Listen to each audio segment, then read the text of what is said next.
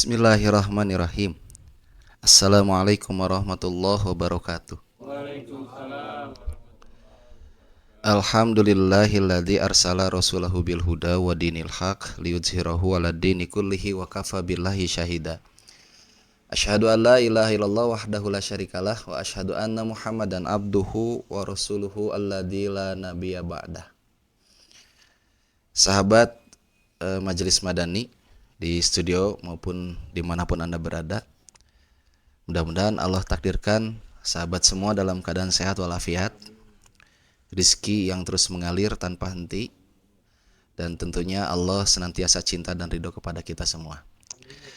Sahabat yang dimuliakan Allah Subhanahu wa Ta'ala, dalam satu ayat surat Al-Hasr ayat 18, ya ayyuhalladzina amanu taqullaha wal tanzur ma qaddamat ligot.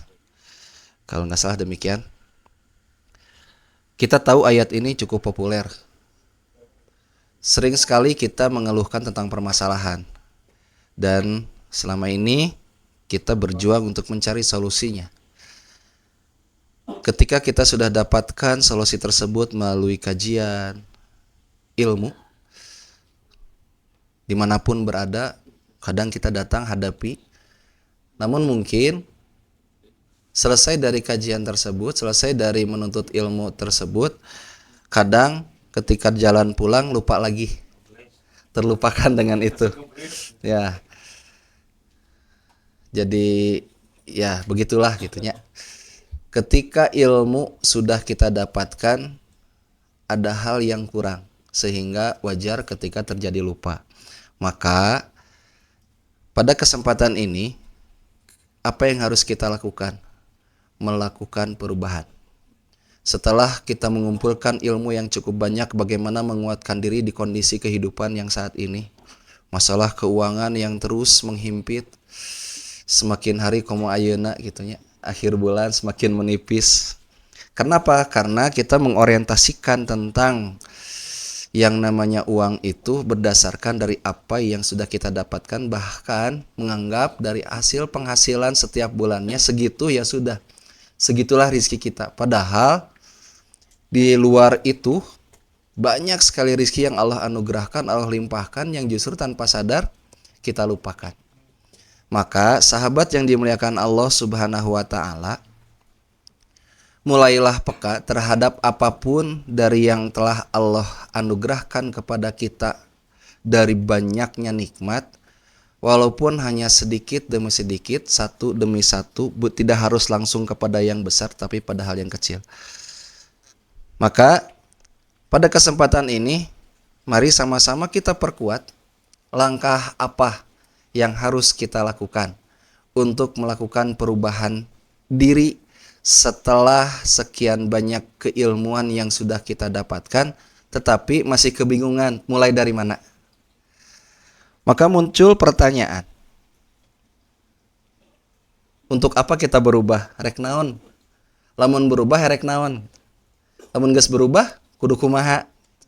Justru pertanyaan ketika kenapa harus berubah, kita harus pahami dulu kenapa harus berubah. Karena sejatinya perjalanan kehidupan kita ini adalah menuju kepada Allah Subhanahu wa Ta'ala. Artinya akan ada sesi di mana isinya tentang kematian kita. Saya pernah menyampaikan tentang kesempatan. Yang namanya kesempatan itu adalah anugerah dan nikmat yang Allah berikan yang sering kita lupakan. Kalau saja kita mengasumsikan bahwa kesempatan itu hanyalah 3, 5, atau 10 menit, atau terserah kita mau menakarnya harian atau jam-jaman, mah enggak gitu. Tapi kalau saja kesempatan itu kita estimasikan dengan hitungan per 3 hari saja. Kalau saja 3 hari ini yang kemarin itu sudah terlalui, kita masuk pada 3 hari yang kedua. Begitu seterusnya, 3 hari yang ketiga, 3 hari yang keempat, kita masih diberi kesempatan. Hidup lagi, hidup lagi, hidup lagi. Pertanyaannya, ketika kita diberi kesempatan tersebut, apakah sudah terjadi perubahan? Hari kemarin, 3 hari yang lalu, masalahnya di mana? Oke, kalau 3 hari itu terlalu panjang, kita persempit lagi menjadi 1 hari. Kalau 1 hari yang kemarin itu seperti apa, maka hari ini adalah yang terbaik dari hari kemarin. Bukankah kalimat ini sering sekali kita dengar? Bukankah kalimat ini mungkin sudah tersimpan di dalam pikiran dan hati kita? Maka kalau ada pertanyaan kenapa harus berubah? Yang pertama tadi, karena sejatinya perjalanan kehidupan kita ini adalah menuju kepada Allah. Tidak selamanya akan hidup di dunia, akan ketemu dengan yang namanya akhirat, walaupun sampai detik ini yang kita tahu hanyalah tentang ceritanya saja. Tetapi hal itu diperkuat oleh ayat-ayat Al-Quran. Kenapa? Karena petunjuk perubahannya juga ada pada Al-Quran yang isinya sangat murni dan tentu abadi, mengarahkan bagaimana kita mengenal Allah Subhanahu wa taala, mengajarkan bagaimana kita harus kagum kepada Allah, mengajarkan kepada kita dalam Al-Qur'an itu bagaimana mengharap cinta dan ridho Allah Subhanahu wa taala. Ini langkah perubahan di awal. Walaupun berawal dari pertanyaan, kunaon orang kudu rubah. Maka perjalanan selanjutnya adalah ketika kita melaksanakan perubahan itu dan sudah menyadari bahwa sejatinya perjalanan kehidupan ini menuju kepada kematian, menuju kepada Allah Subhanahu wa taala. Jang naon atuh Allah teh ngahirupkeun urang tuluy dimautkeun deui, terus dina hirupna ieu teh hanya dihadapkan dengan masalah-masalah kehidupan yang cukup pelik, menyakitkan, bahkan menjadikan diri kita bisa semakin jauh sama Allah.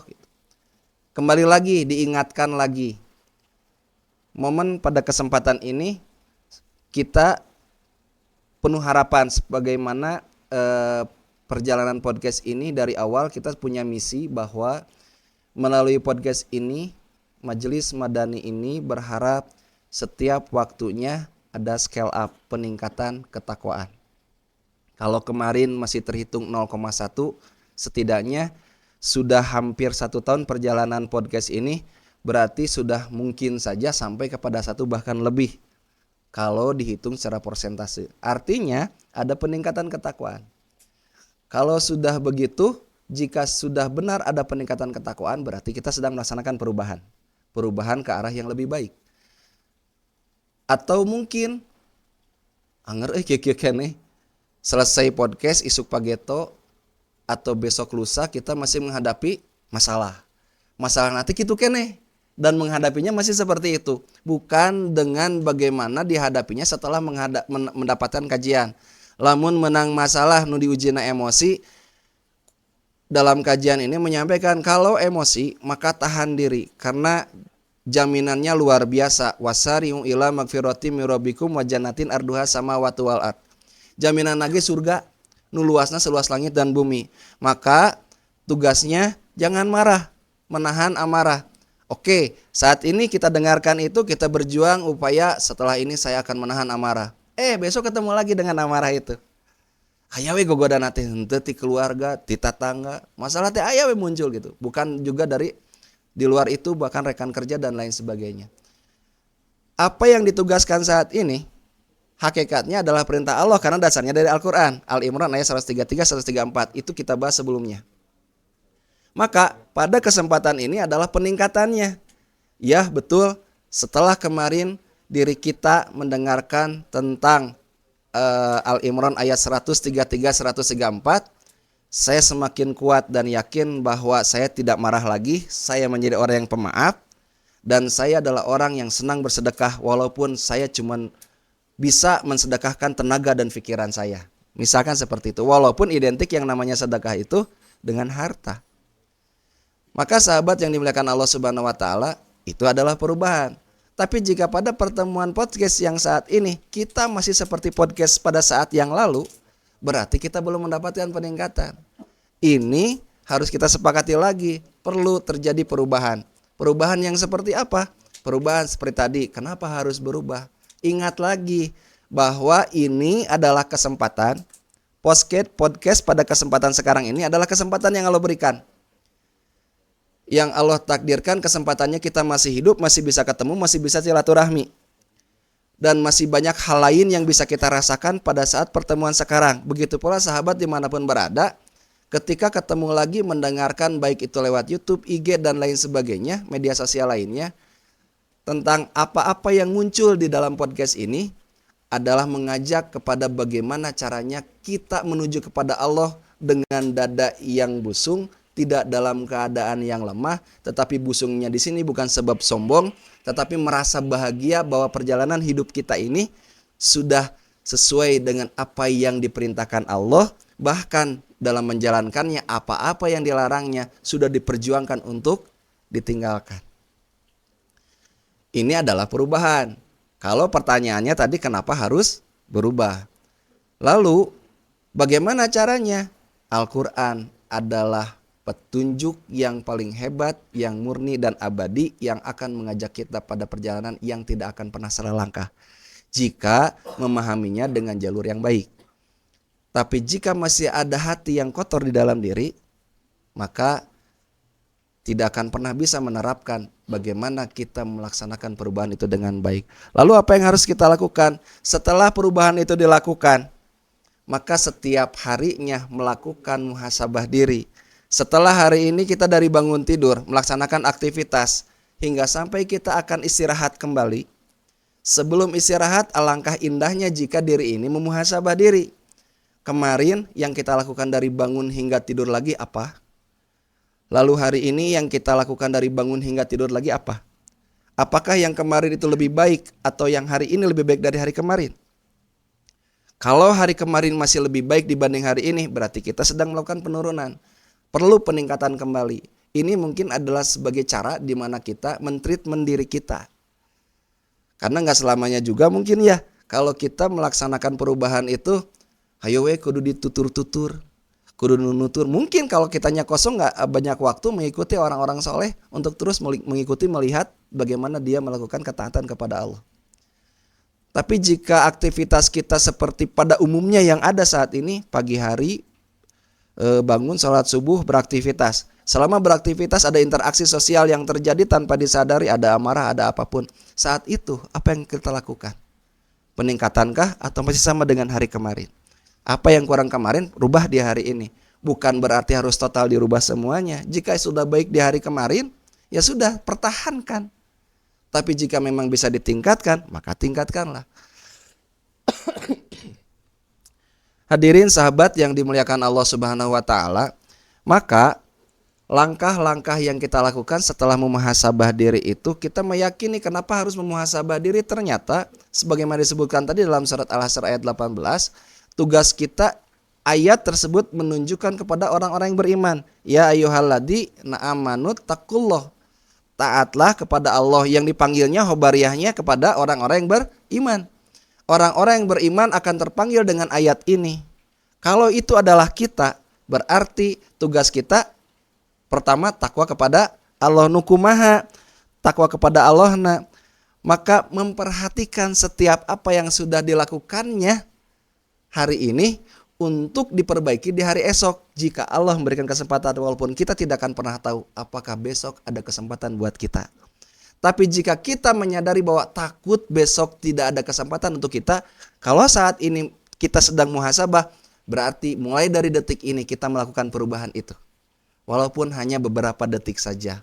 Karena kita tidak akan pernah tahu beberapa detik ke depan apakah kita masih hidup ataukah tidak. Sahabat yang dimuliakan Allah Subhanahu wa taala. Maka ketika kita terus berintrospeksi diri, jika memang ada hal yang tidak menjadikan diri kita menjadi berubah, apa dan harus seperti apa. Jika memang tidak bisa dirubah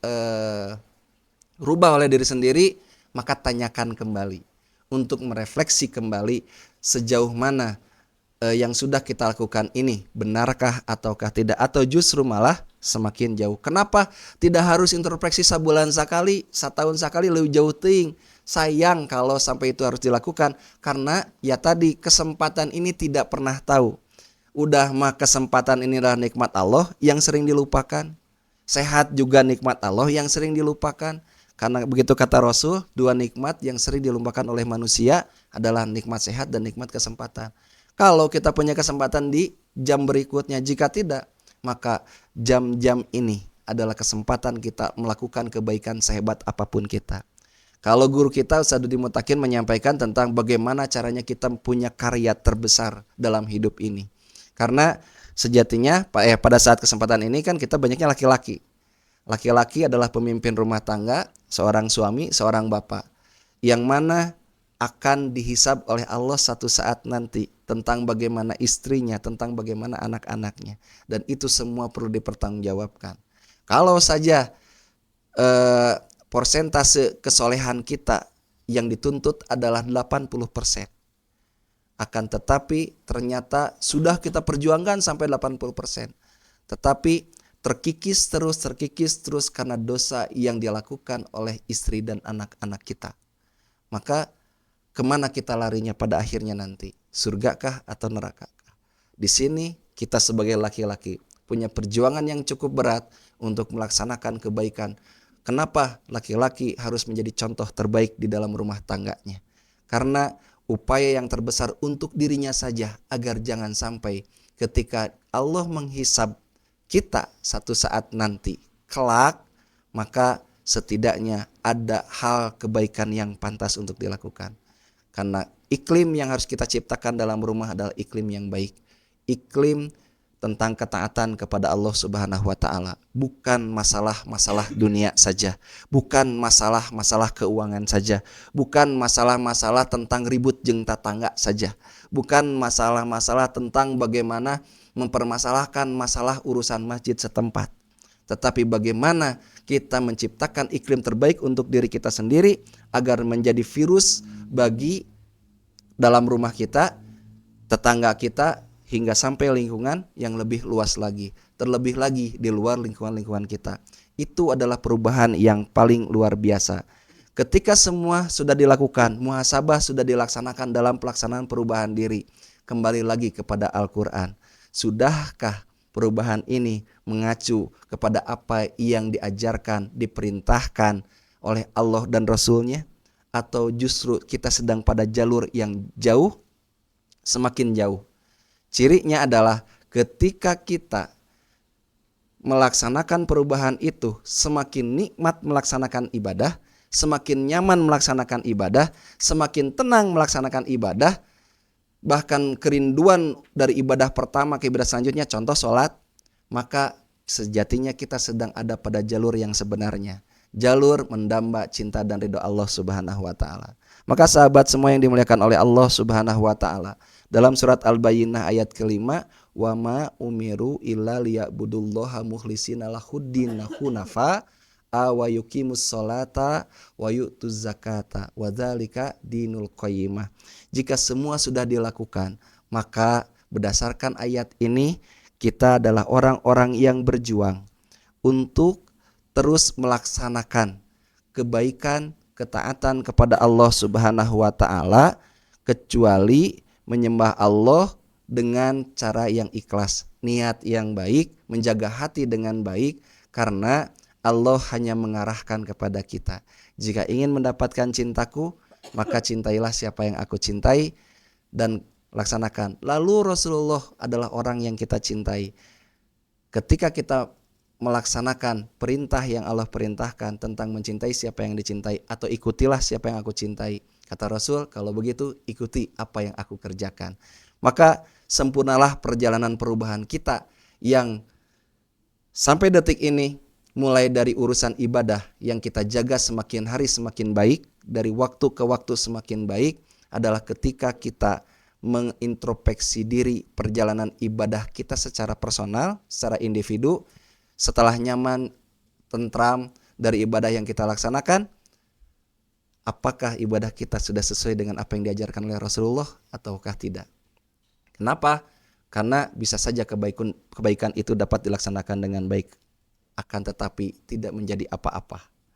Tidak menjadi Allah semakin cinta, justru malah Allah membiarkan, ya dia tetap melakukan baik. Karena orang-orang kafir juga sama.